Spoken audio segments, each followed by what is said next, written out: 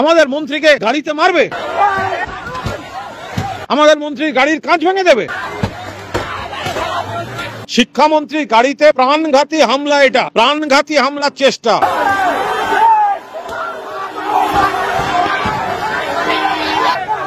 তাহলে আপনার দলের যখন কোনো কিছু হবে তখন আমাদের ছেলেরা যদি জল বাতাসা নিয়ে পরিষেবা দিতে যায় তখন সেটা হজম করতে পারবেন তো? ব্রাত্য বসু তো তার ঘোষিত প্রোগ্রামে গেছেন, তাকে বাধা দেওয়া হবে কেন?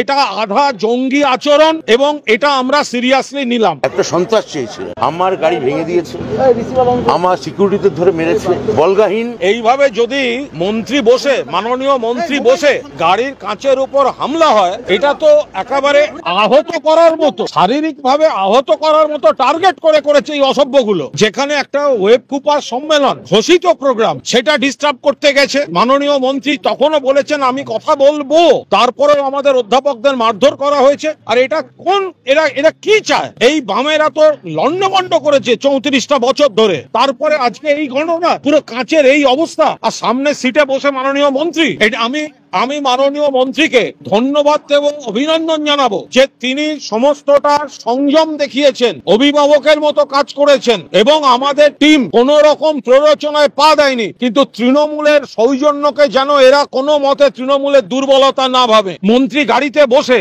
এই কাঁচ এইভাবে ভাঙা হয়েছে, যে কোনো বড় ইনসিডেন্ট হয়ে যেতে পারত, আর সেটা করার জন্য পরিকল্পনা করে এত ছবি বেরোচ্ছে, সব এক এক করে তো ছবি বেরোচ্ছে, এদের চিহ্নিত করা হোক। আমরা তো প্রতিহিংসা পরায়ণ নই, তাহলে আমরা সেটা সেই ভাষায় বুঝে নিতাম এটা মমতা বন্দ্যোপাধ্যায় মাননীয় মুখ্যমন্ত্রী। তো ফলে আমরা তো ওইভাবে বলতে পারি না যে যারা মেরেছে তাদের অমুক, কিন্তু আমাদের ধৈর্যের পরীক্ষা যেন না নেয়। নিশ্চিত ভাবে মাননীয় শিক্ষামন্ত্রী তার যে কুৎসিত অভিজ্ঞতা হয়েছে, যেভাবে তৃণমূলের অধ্যাপক সংগঠনের ঘোষিত সম্মেলন বানচাল করার চেষ্টা করেছে, ফলে এরপর যা যা গণতান্ত্রিক ভাবে যথাযথ ব্যবস্থা নেওয়ার নিশ্চিত ভাবে প্রশাসন এবং দল গোটাটাই বিবেচনা করে দেখবে। কিন্তু যে বার্তাটা যাচ্ছে, তাহলে আমাদের ছেলেদেরও তো আবেগে লাগছে। আরে ব্রাত্য বসু এখানে সামনে বসে আমাদের মন্ত্রীকে গাড়িতে মারবে, আমাদের মন্ত্রীর গাড়ির কাঁচ ভেঙে দেবে।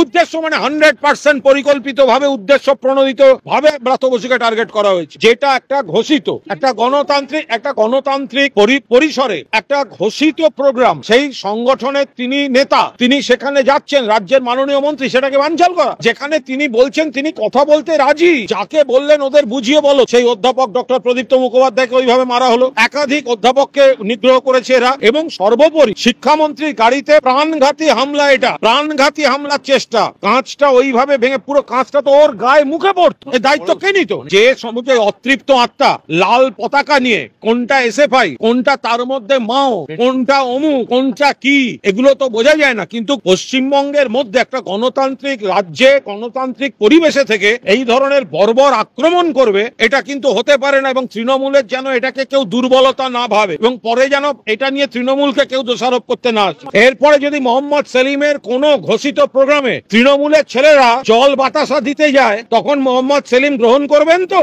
যেখানে একটা হামলা হচ্ছে, এই পরিমাণ হামলা, সেটাই মোহাম্মদ সেলিম যতই শূন্য হোক, একটা দায়িত্বশীল পদ, একটা দলের রাজ্য সম্পাদক, তিনি বলছেন ব্রাত্য বসু নাটক করছে। তাহলে আপনার দলের যখন কোনো কিছু হবে তখন আমাদের ছেলেরা যদি জল বাতাসা নিয়ে পরিষেবা দিতে যায় তখন সেটা হজম করতে পারবেন তো? তৃণমূল ওই রাজনীতি করে না বলে এখনো দাঁড়িয়ে কথা বলছেন। যেভাবে বিনা প্ররোচনায় পরিকল্পিত ভাবে শিক্ষামন্ত্রীর উপর এবং আমাদের সম্মেলনে আক্রমণ হয়েছে, এটা আমরা অত্যন্ত সিরিয়াসলি নিলাম। ব্রাত্য বসু তো তার ঘোষিত প্রোগ্রামে গেছেন, তাকে বাধা দেওয়া হবে কেন?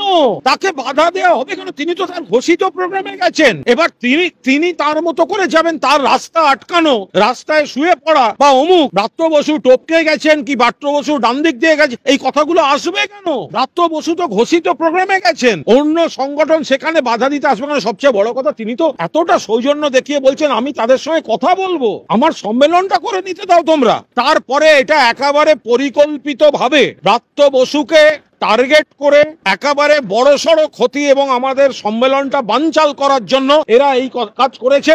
এটা গণতন্ত্রের পরিপন্থী, এটা আধা জঙ্গি আচরণ, এবং এটা আমরা সিরিয়াসলি নিলাম। ঘুষি মারাতে এটা পুরোটা ভেঙে গেল। আমার ড্রাইভারের পুরো প্রথমে জামা কাছে ভেঙে গেল, তখন আমার এইটা মারলো। আমার কাছে যখন পুরোটা ভেঙে আমার গায়ে পড়লো, তখন আমার যে পেছনে একজন সিকিউরিটি ছিল সে মুখে টেনে পেছনে নিয়ে গেল। পেছনে যে আরেকটি গাড়ি ছিল সিকিউরিটিতে, সেই গাড়িটাও ভাঙচুর করেছে। সেটা ভাঙচুর করেছে, তার চাকা খুলে নিয়েছে, মানে চাকার হাওয়া খুলে নিয়েছে। যাদবপুরের জন্য মুখ্যমন্ত্রী যখন এককালীন যখন এইট দরকার হয়েছিল, মুখ্যমন্ত্রী সবার আগে যাদবপুরের জন্য স্পেশাল প্যাকেজের ব্যবস্থা করেছে। আমরা হুঁশিয়ারি দিয়ে বলতে চাই, যদি আমাদের দুর্বলতা ভাবেন যাদবপুরের মুখে, তাহলে সাবধান। আজকে আমাদের একটা অফিসকে ওরা পুড়িয়ে দেওয়ার মতন সাহস করেছে। আমরা সিপিএম এবং নকশালদের বলতে চাই, যদি ভাবেন আমাদের অফিস পুড়িয়ে দিয়ে আমাদেরকে আটকে দিতে পারবেন, আমরা কিন্তু আপনাদের হাজার হাজার অফিস আছে, আমরা কিন্তু হাত দিই। যদি মনে হয় সময় লাগবে যাদবপুর ইউনিভার্সিটি দখল করতে। আমি ছাত্র সংগঠনের সঙ্গে দেখা করতে চাইলাম। আমাকে তৃণমূল ছাত্র পরিষদ সে ডেপুটেশন দিল, এসএফআইও সে ডেপুটেশন দিয়েছে, কিন্তু এই উগ্রবাম যারা এই ছাত্ররা, তাদেরও আমি বললাম আপনারা 4 জন করে এসে আমার সঙ্গে ডেপুটেশন দিন। ওরা বললেন 40 জনের সঙ্গে আমাকে কথা বলতে হবে। হ্যাঁ, এবার আমি ওখানে গেছি ওয়েব কুপার প্রেসিডেন্ট হিসেবে একটা এজিএম করতে দলে। ওদের সঙ্গে করার কথা নয় আমার, তো আমি 4 জনের সঙ্গে দেখা করতে রাজি হলাম, কিন্তু ওরা বলছেন 40 জনের সঙ্গে দেখা করতে হবে। আমাদের অধ্যাপকের মারছে, ব্যানার ছুঁড়ে দিচ্ছে, মিটিং চলাকালীন অসভ্যতা করছে। তো এটা আমি যে বিপ্লবী ভাবধারায় ওরা উদ্বুদ্ধ, আমি জানতে চাই এটা কোন গণতন্ত্রের মধ্যে পড়ে যে আমি যখন 4 জনের সঙ্গে বসে দেখা করতে চাইলাম, ওরা কেন বললেন যে 40 জনের সঙ্গে দেখা করতে হবে? কি করে ওরা আমাদের অধ্যাপকের উপর এখন বলগাহীন এরকম অত্যাচার করতে পারেন?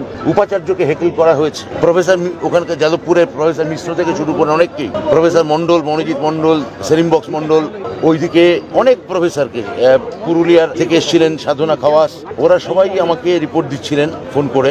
আমি তখন এইখানে এই ডাক্তার দেখাচ্ছিলাম, তার মধ্যে ওরা ফোন করছিলেন। সকলে এইভাবে এদের আহত করে এটা কি হলো, এটা কি জাতীয় গণতন্ত্র আমি বুঝলাম না। আমি আবার বলছি, এইভাবে তৃণমূল কংগ্রেস মমতা বন্দ্যোপাধ্যায় দলকে আটকানো যাবে না। আমাদের আবার কনভেনশন করবো আমরা যাদবপুরে, এই অধ্যাপিকাদের নিয়েই করবো। এইভাবে তৃণমূল আজকে 3000 অধ্যাপক, পাহাড় থেকে সাগর, আজকে তারা কনভেনশনে এসেছিলেন।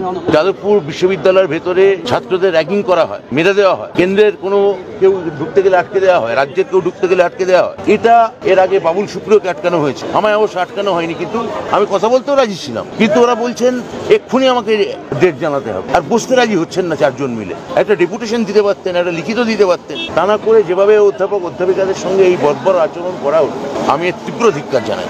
শারীরিকভাবে ঠিক আছে, আমি বললাম তো, আমার অনেক প্রফেসররা শারীরিকভাবে সত্যি আহত হয়েছে।